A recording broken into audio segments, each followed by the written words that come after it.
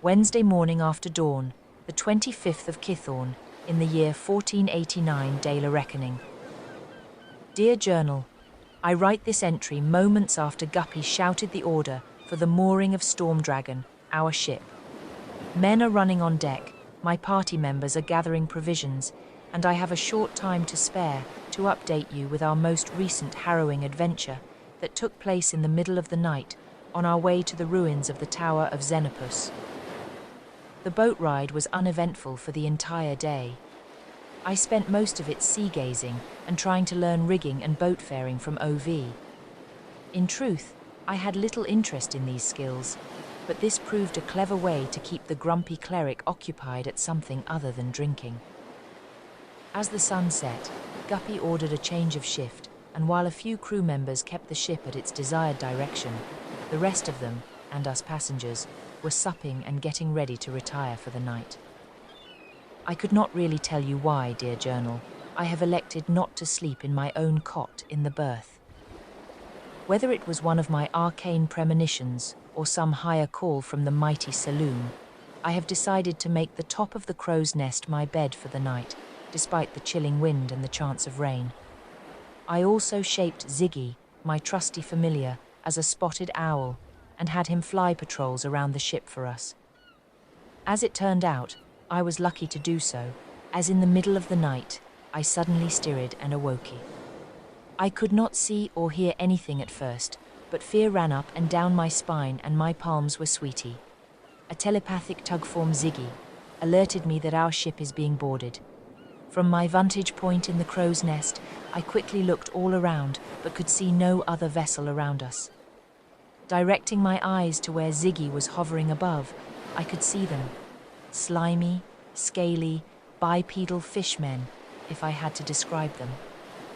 I didn't make the connection at the time, but after the battle, I recalled I had read about these creatures, the Sahuagin, as they call themselves.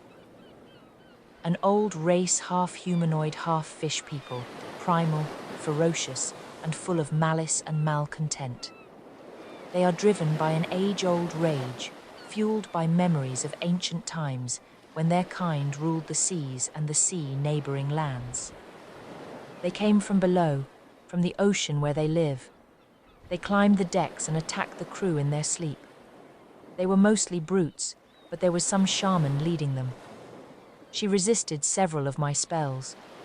Vatara, who was with me in the crow's nest, jumped down on the enemies and felled a few of them. She was a bit careless though, and she took several nasty cuts. I did my best to heal her, while the others woke up on the berth and slowly came on deck. Guppy was the first one to join us, and he as well was dripping blood from several cuts, but that's just ordinary combat with an orc barbarian, it seems. For the most part, we were winning.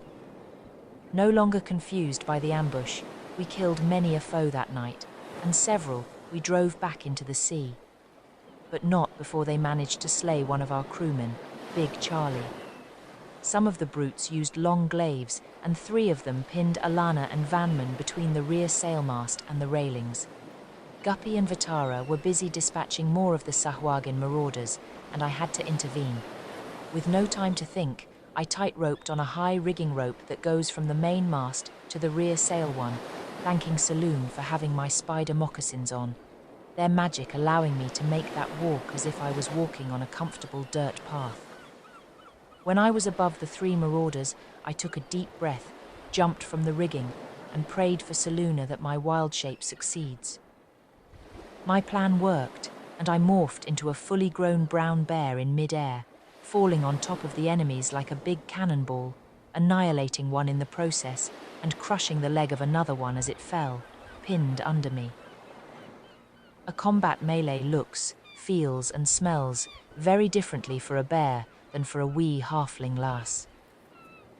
Primal frenzy took over me as I mauled and clawed at my enemy, my work showering the deck with the green blood of the Sahuagin.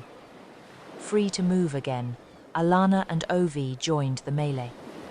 The Arsimar warrior, still in her nightgown without any armor but her shield, chased a couple more of the enemies, and Vandman was once again at his best, healing and blessing the rest of the team. As I rushed towards the nearest enemy, I let out a mighty bear growl that shook the entire deck. Instinctively, Alana spun around towards me, weapon in hand, but then paused and squinted at me. "Ursula? Nice going, little one," she said, as she quickly rejoined the fray. By the first ray of dawn, all of the enemies were either dead, fled, or unconscious. We took a few captives, but interrogation didn't yield any fruits. We ended up releasing them back to the ocean, in hope they have learned their lesson and bother us no more. The victory was bittersweet. Big Charlie's corpse lay lifeless on the deck. His guts and innards torn open form a mortal trident stab. The weathered sea dog lay dead. I suddenly felt cold, even though the sun was coming up. Not my powers of fiddling with the strands of time and fate, nor Vandman's divine healing powers were able to save the poor man. Oh, Ursula, this is not a game or some around-the-fire adventure story. You started this whole thing. You made this party band together. Stupid little Ursula, dreaming of being a master of divination. Look what you've done now. You wanted to play with wizards and heroes, eh? And now a man is dead. A man who instead could have been sitting in a tavern right now, emptying a tankard. Oh, dear journal, this is no longer fun nor exciting. It is really not. It is dire and serious. And I vow, whatever it is I started,